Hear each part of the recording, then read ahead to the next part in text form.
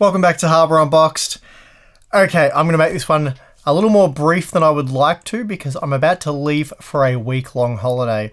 And of course, the 1 week of the year that I decided to take off, Nvidia releases a GPU.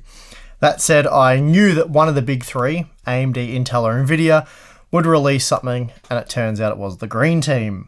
The other videos you might have seen this week featuring yours truly, they were created in advance, so I did all them before I had to go on my holiday. So anyway, I'm meant to be kayak fishing with my mates right now, so I don't have time for a mega benchmark video, at least not until later next week. Thankfully, I was able to get all my testing done before I had to leave, and I filmed the A-roll, so my sort of intro and outro for this video. I did that in my studio, and I got a bit of B-roll. And then I just had to do the voiceover stuff, or I will have to do the voiceover stuff, and a little bit of video editing at the house that I'm staying at on the beach. So anyway, that won't be too much of an issue, and we should probably just get down to business. Before we get to that, this video is brought to you by ASRock and their Z390 Taichi Ultimate motherboard.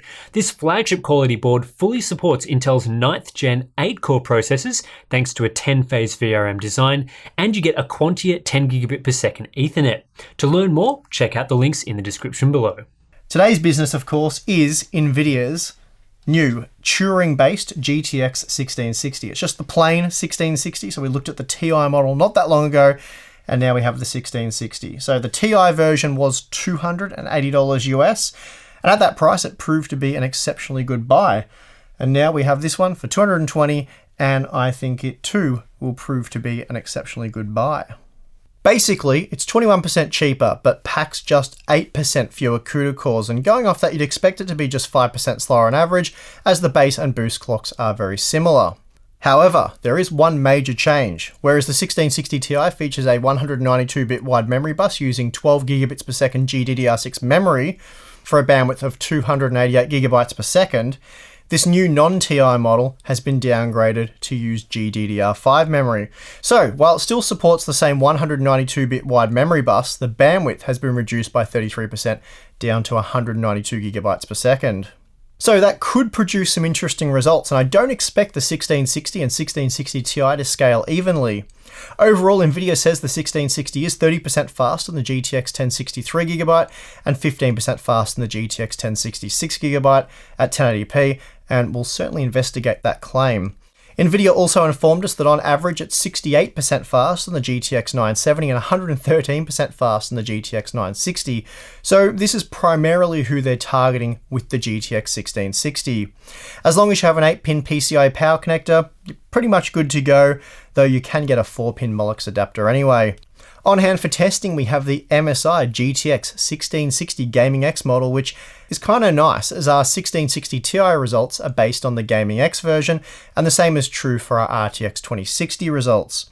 So shout out to MSI for looking after us on all these releases. And truth be told, without their support, this day one content wouldn't be possible. On that note, Nvidia has also been helpful with these Turing GTX releases, promptly providing the necessary driver so I can get on with testing. So thank you to them as well. Okay, so let's talk testing. For this one, I'll be looking at performance in a dozen titles, and then sometime over the next week, we'll do one of our 30+ game benchmarks. Also, for the focus of this video, we will be looking at 1080p performance.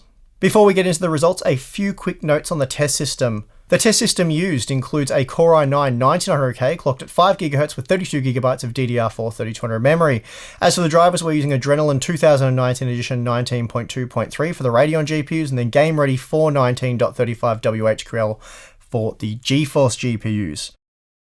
Kickstarting the benchmarks, we have Shadow of the Tomb Raider, and here the new GTX 1660 performs exceptionally well. It blows the GTX 1060 6GB out of the water by almost a 40% margin, and it's just 4% slower than the GTX 1070 and 13% slower than the 1660 Ti. Not only that, but with 76 FPS on average at 1080p using the highest in-game quality preset, it provided an extremely smooth, enjoyable gaming experience, so we're off to a very good start there.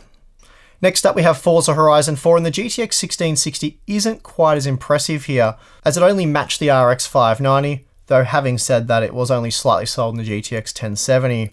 When compared to the GTX 1060 6GB, it was also just 16% faster. So again, not a particularly amazing result here. Moving on, the GTX 1660 averaged 65 FPS in Just Cause 4 at 1080p, placing it roughly on par with the Radeon RX 590, and this meant it was just 18% faster than the GTX 1060 6GB, which again isn't a particularly amazing result, though it is in line with what Nvidia said the card was capable of. It's also interesting to note that it was just 11% slower than the GTX 1660 Ti, so I guess in that sense not a bad result. Now, testing with Resident Evil 2, we find another title where the GTX 1660 is on par with the RX 590, though this time that meant it was 29% faster than the GTX 1060 6GB, so that is a substantial improvement. Not only that, but 94 FPS on average at 1080p, with the game maxed out, is certainly nothing to sneeze at. Moving on, we have Hitman II, and this is a very CPU limited game at 1080p when using a GTX 1660 Ti or better. We see the 1660 isn't quite at the limits of the CPU, but even so, it's still 16% faster than the RX 590 and 29% faster than the GTX 1060 6GB. Hitman 2 is a bit of an odd title, but even so, the 1660 still performed rather well. Here we see the new Turing GPU does okay in Fortnite, not amazing, but it certainly does get the job done. Here it was just 11% faster than the GTX 1060 6GB, making it 16% slower than the GTX 1070 and 18% slower than the GTX 1660 Ti. Still, with 113 FPS on average using the epic quality preset at 1080p, it's not exactly what you'd call slow. Frame rates in Metro Exodus are good. Here the 1660 was just 8% slower than the Ti model, making it 16% faster than the GTX 1060, and that meant the difference between a nice smooth gaming experience and one with noticeably lower frame rates. We've seen a number of times already that the Turing architecture loves Rainbow Six Siege. Or is it Rainbow Six Siege that loves Turing? Either way, it's good news for potential GTX 1660 owners. Here the new budget GPU spat out an incredible 118 FPS on average at 1080p using the 100% render scale. That's a whopping 36% performance boost over the GTX 1060 6GB. Now, testing with Battlefield 5 sees the 1660 trail the Ti model by a 16% margin, and it only managed to match the RX 580. That said, the Radeon GPUs do perform very well in this title. Still, when compared to the GTX 1060 6GB, we're only looking at a 12% performance uplift, so not amazing gains by any stretch of the imagination in this title. The World of Tanks performance isn't great. Here the 1660 is down 17% on the 1660 Ti, which again isn't terrible, however it does place it basically on par with the GTX 1060 6GB, so no real performance bump for GTX 1060 owners, even those with the measly 3GB model. Second last game tested is Apex Legends, and here we see the 1660 providing a nice 28% performance boost over the GTX 1060 6GB with an impressive 106 FPS on average at 1080p. This meant it was just 6% slower than the GTX 1070 and 14% slower than the GTX 1660 Ti. Now for the last game, Far Cry New Dawn, and once again the 1660 managed to match the RX 590, this time with 87 FPS on average at 1080p, and that is excellent performance, though admittedly it was just 14% faster than the 1060 6GB, and with the older Pascal GPU spitting out 76 FPS on average, the difference wasn't really noticeable. Now, when it comes to power consumption, we see like the GTX 1660 Ti, this newer non-Ti model is extremely fuel efficient, basically pushing total system consumption to the same levels as the already very efficient GTX 1060 6GB. And of course, as we just saw, it does so while delivering even more performance. So in terms of efficiency, there's really no question about it. The 1660 is excellent.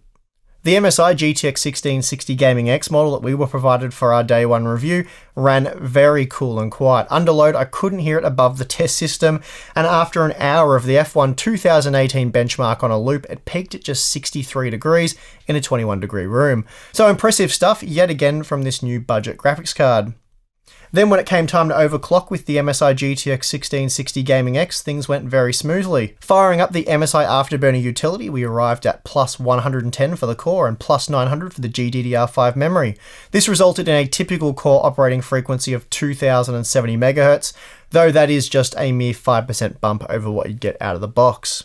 That said, I was able to increase the GDDR5 memory speed by 22%, and this helped to boost frame rates by 11% in Apex Legends. Not bad given how small the core overclock is. Clearly the 1660 is memory limited, and squeezing the most you can out of the GDDR5 memory is a really easy way to boost frame rates.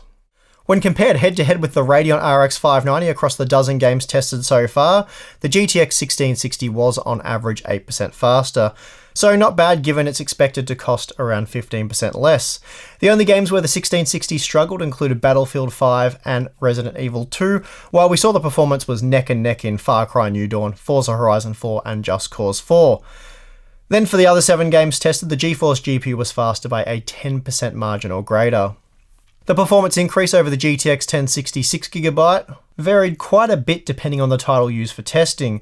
In less demanding titles such as World of Tanks and Fortnite, the gains weren't that impressive, though having said that, the same is also true for Battlefield 5, so obviously it just depends on the game. Anyway, on average the 1660 was 21% faster, and we saw massive performance gains in Shadow of the Tomb Raider and Rainbow Six Siege. Then finally we have a comparison with the GTX 1660 Ti, and here the 1660 was just 13% slower on average. And again, that's a great result given that we expect it to cost around 21% less. In fact, the 1660 was never more than 18% slower, so in terms of value it does clearly come out in front.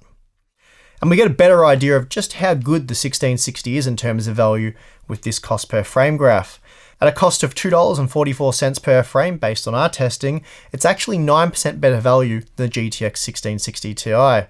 And impressively, it even managed to edge out the Radeon RX 580. This leaves just AMD's RX 570 as the cost per frame champ, but as you can see, the GTX 1660 was 36% faster on average, so paying a small premium for that extra performance is likely going to be worth it for a good many of you.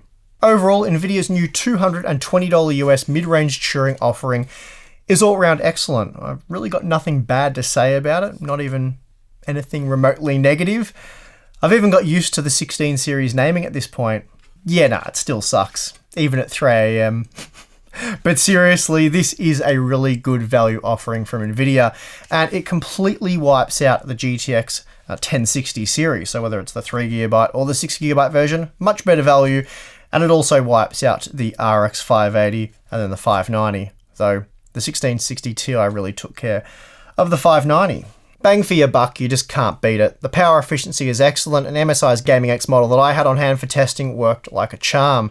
Ran cool and quiet with a reasonable amount of overclocking headroom. There's not too much more to say really, and honestly, this early in the morning, I'm just pretty keen to wrap this one up, get to bed, and then start the 14-hour drive in the morning to get to my holiday destination.